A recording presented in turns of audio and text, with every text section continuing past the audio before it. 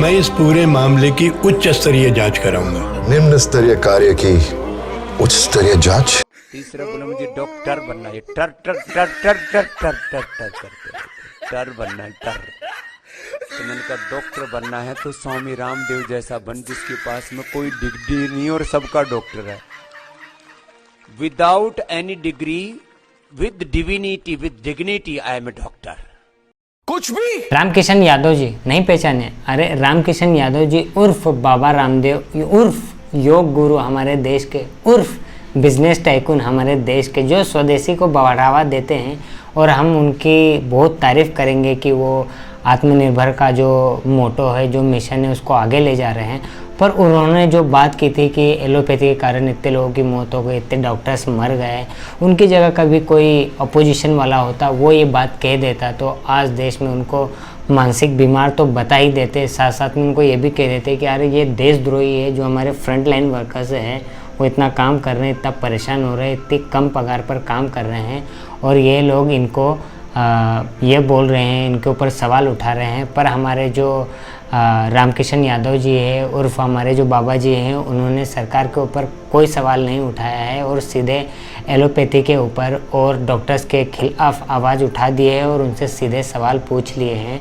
तो ये बहुत मज़ेदार बात है, क्योंकि सबसे बड़ी इसमें देखने वाली ये बात है कि जो अभी कोरोना के टाइम में जो सरकार के ऊपर लोगों के द्वारा सवाल उठाए गए थे, जो हमारा मीडिया है वो तो काबिल तारीफ़ है, पर जो इंटरनेशनल मीडिया है उसने जो सवाल उठाए थे, कुछ यहाँ के लोगों ने सवाल उठाए थे, तो बस जनता का थोड़ा सा ध्यान भटकाने के लिए बीच में कूद पड़े हमारे योग गुरु, हमारे बाबा जी। जब मुझे लगा सब कुछ खत्म हो गया, तब पता नहीं कहाँ से बाबा जी आ गए मेरे ज़िंदगी में। और हमारे बिजनेस टाइकून और हमारे साधु बाबा, और उन्होंने एक बहस छेड़ दी। तो क्या चल रहा है एक एडवर्टाइजमेंट के लिए? पहले वो कोरोनिल निकाल दीजिए उधर से। कितना अब जो हम इस काम के लिए बैठे हैं कि हम मिलकर के अच्छा क्या कर सकते हैं। देव जी मैं आपसे लूंगी स्वामी जी प्लीज, और ये कोरोनिल दवा को थोड़ा हटा दीजिए ना सर, इसको प्रचार का मंच मत बनाइए इस डिबेट को। आप चुप बैठिए, ठीक है, आराम से। When I am talking, you don't talk. कल ही आपके डेयरी का प्रोडक्ट का मिस्टर बंसल जो है वो कोरोना से एक्सपायर हो गया। इसमें जो डॉक्टर लेले जो थे उनके साथ उनकी बहस भी हुई और उन्होंने सवाल भी दागे, उन्होंने उनके जवाब भी दिए। यहाँ पे मर्यादा भी टूटती हुई देखी गई और उन्होंने यहाँ तक पता नहीं सरकार को चैलेंज किया या आईएमए को चैलेंज किया या इंडियन पुलिस को चैलेंज किया, किसको चैलेंज किया पता नहीं, कि उनको किसी के पिताजी गिरफ्तार नहीं कर सकते हैं। अब पता नहीं, जब आंदोलन होते थे तब भी ये बाबा रामदेव की जगह ये बेब रामदेव बन के घूम रहे थे। आपको इनके कपड़े तो याद होंगे। अब बाबा रामदेव को योग और आयुर्वेद से मत जोड़ के देखिए कि आप बाबा रामदेव को ही योग समझ ले या फिर मिस्टर रामकिशन जी को ही आयुर्वेद समझ ले, तो फिर आपको ये लगेगा कि यार ये आदमी जो है ये इनका अपमान कर रहा है, ये इनकी बेइज्जती कर रहा है। ऐसा नहीं है, ये बहुत ही ज़्यादा अनसाइंटिफिक है और अवैज्ञानिक है, जिन्होंने कई ऐसे पहले भी कंट्रोवर्सीज़ में आ चुके हैं। तो सबसे पहले तो हम इनकी कोरोनिल की बात करते हैं। तो इन्होंने जब लास्ट ईयर इसको लॉन्च किया था तो इन्होंने बताया था कि ये जो कोरोनिल है ये कोरोना की एकमात्र दवाई है जो कि 3 दिन में और 7 दिन में कोरोना का पूरा जड़ से इलाज कर सकती है और उसको मिटा देती है।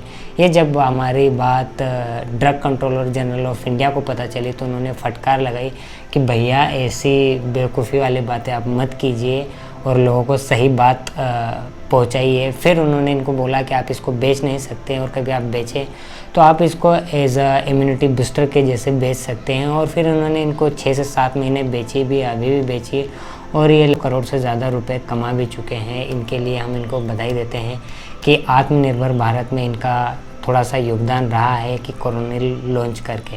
फिर इन्होंने कॉन्फ्रेंस करके लोगों को बताया कि कोरोनिल जो दवाई है वो WHO सर्टिफाइड है और आप इसको ले सकते हैं। तो ये बहुत बड़ी मिथ्या थी, बहुत बड़ा झूठ था, जिसमें हमारे स्वयं डार्क चॉकलेट से स्ट्रेस भगाने वाले हमारे स्वास्थ्य मंत्री भी इनके प्रेस कॉन्फ्रेंस में आए थे और हमारे एक दूसरे मंत्री भी वहाँ पर मौजूद थे। उन्होंने इनके ऊपर कोई सवाल नहीं किया। फिर बाद में WHO ने कहा कि भैया हम ऐसे कोई बेवकूफ़ी वाला हमने कोई आदेश नहीं दिया है और किसी को सर्टिफाई नहीं किया है कि आप बेच सकते हैं या फिर ये जो दवाई है ये कोरोना को मात दे सकती है, तो ये इनका पहला झूठ था। इसमें रेडिएशन है तो ये हाथ नीचे आ जाएगा। अब इसमें वे तुलसी पत्र लगा देना, इससे इसका रेडिएशन खत्म हो जाता है। अब इसका रेडिएशन खत्म हो गया, अब पूरा ताकत लगा रहा हूं तो भी हाथ नीचे नहीं आ रहा। या अब ये रेडिएशन फ्री हो गया। मोबाइल से रेडिएशन होता है, टीवी से रेडिएशन, घर में तुलसी पत्र होगा तो कोई रेडिएशन नहीं होगा। इतने तेजस्वी लोग हैं हमारे पास। अरे जैसे संबित अंकल को एनजीसी का डायरेक्टर बनाए थे, तो वैसे ही बाबा रामदेव का आईएमए का चेयरपर्सन बना दीजिए, या फिर हो सके तो उनको ही प्रधानमंत्री के पद पर बिठा दीजिए, या फिर हो सके तो उनको हेल्थ मिनिस्टर बना दीजिए, ताकि वो जो एक क्राइसिस चल रहा है हमारे देश में उसको संभाल सके, पूरे देश को आयुर्वेद से ठीक कर सके। पहले हम देख चुके हैं कि वो रेडिएशन को तुलसी के पत्तों से बचा लेते हैं, और जब हमारे बाबा जी बीमार पड़ते हैं तो ये एलोपैथी के हॉस्पिटल में जाते हैं, ये एम्स में जाते हैं।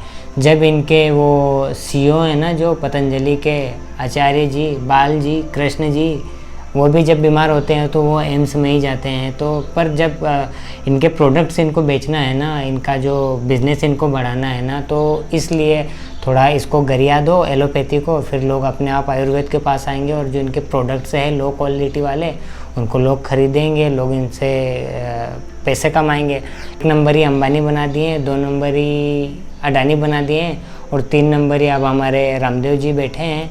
तो मैं चाहता हूँ कि जल्द से जल्द ये 3 नंबर के एशिया के रिचेस्ट आदमी बन जाए।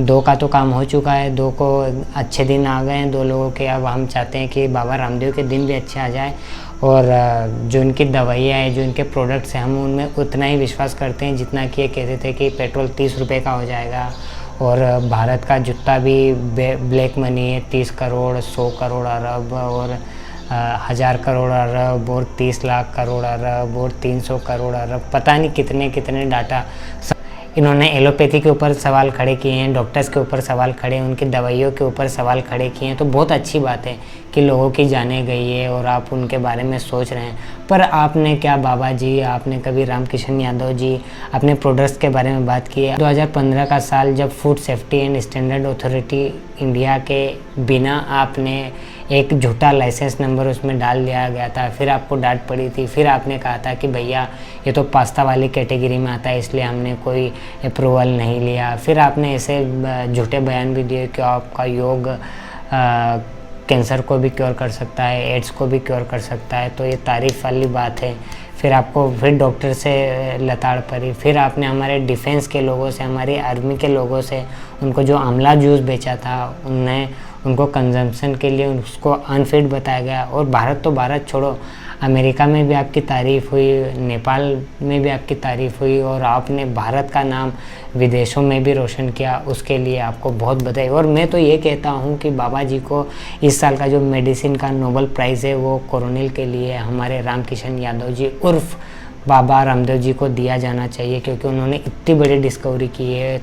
आप एक तरफ तो डॉक्टर्स के ऊपर उंगलियां उठा रहे हैं, दूसरी तरफ आपके मित्र और हमारे माननीय प्रधानमंत्री जी उनके लिए रो रहे हैं। तो हम किसकी बात माने बाबा जी, आप ही बताइए। बाबा जी तो कभी ऐसे नहीं थे। हमारे माननीय मंत्री जी, माननीय प्रधान सेवक जी, माननीय प्रधानमंत्री जी कितने बढ़िया है कि वो कैमरे के आके सामने कितने भावुक हो गए। तो आज से उनका नाम क्या हम भावुक मंत्री रख सकते हैं? नहीं, कदापि नहीं रख सकते। और भैया क्या दिक्कत है आपको? रामदेव जी से बहुत परेशान कर रहे हो रामदेव जी को। क्या वो कंपनी खोल लिए खुद का, तो साधु बाबा कंपनी नहीं खोल सकते क्या? लोगों को इतना भला कर रहे हैं, हमारी पार्टी को चंदा दे रहे हैं, फिर भी आपको दिक्कत है। हमको कितना उनको सपोर्ट करना पड़ता है, आपको भी उसमें दिक्कत हो रहा है। और रही बात ये तुम्हारी एलोपैथी की और डॉक्टरों की, तो #I support रामदेव, ठीक है, बात सुन ली।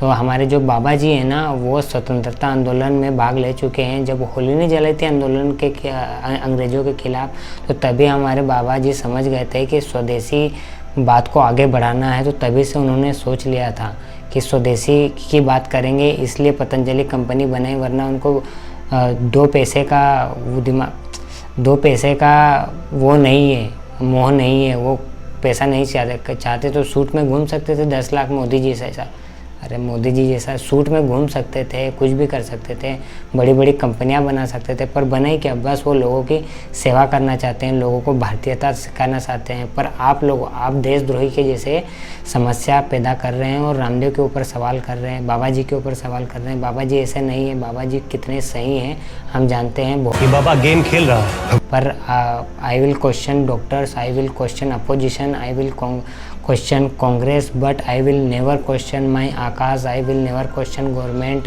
एंड हाँ, याद रखना, आएगा तो मोदी ही, कुछ भी हो जाए। आप लिख के लीजिए, आप मैं आज की तारीख में मैं लिख के देता हूँ।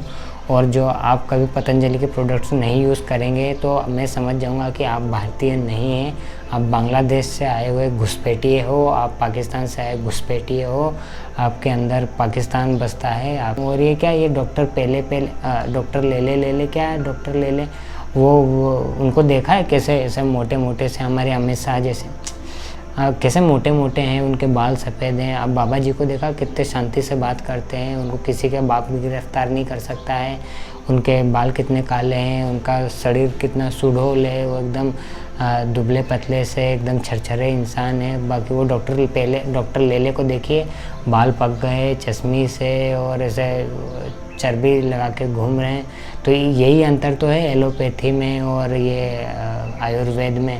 तो कभी आप बाबा रामदेव जी को बोलेंगे ना तो हम कह दे रहे हैं कि आप योगा का अपमान कर रहे हैं, आप आयुर्वेद का अपमान कर रहे हैं। बाकी बाबा रामदेव का कभी नाम लिया ना तो फिर देख ही, आपको भी सलवार सूट में पिना के भगाएंगे, आंदोलन करेंगे तो कभी। और हमरे बाबा जी ने तुमसे जो सवाल पूछे हैं बताए, नहीं दम है ना कि बीपी का, शुगर का, डायबिटीज़ का और हार्ट अटैक का ये इसका इलाज है? नहीं है। हमारे बाबा जी को है ना 50 दिन दीजिए, 50 दिन में इलाज ढूंढ लाएंगे आयुर्वेद से। फिर उसके बाद आप जिस चौराहे पे बुलाएंगे ना उस चौराहे पे आ जाएंगे। बस आप उनको 50 दिन दीजिए, 50 दिन के अंदर आपको इस सब बीमारियों का इलाज मिल जाएगा। पर आप चाहते ही नहीं हो, आप बस पैसा कमाना चाहते हो। आप लोग बस बिजनेसमैन बने हुए हो। बाबा जी को खुद को बिजनेसमैन कहते हो। लोगों का 36 लाख का बिल आ रहा है, उसके बारे में आपने सोचा है लोग कैसे त्राही मचा रहे हैं? पर नहीं, आपको तो बस बाबा जी बाबा जी बाबा जी बाबा जी लगा के रखे हुए। थोड़ी सी शर्म कर लो तो अच्छे दिन आ जाएंगे। आप लोगों की वजह से ही नहीं अच्छे दिन आ रहे हैं, मेरे तो अच्छे दिन आ गए। तुम्हारे अच्छे दिन कब आएंगे हमको तो कोई आइडिया नहीं है। भी मुझे अपने 2 कौड़ी के सात्विक ज्ञान का उपदेश मत देना, इनसे ऊपर उठ चुका हूं मैं।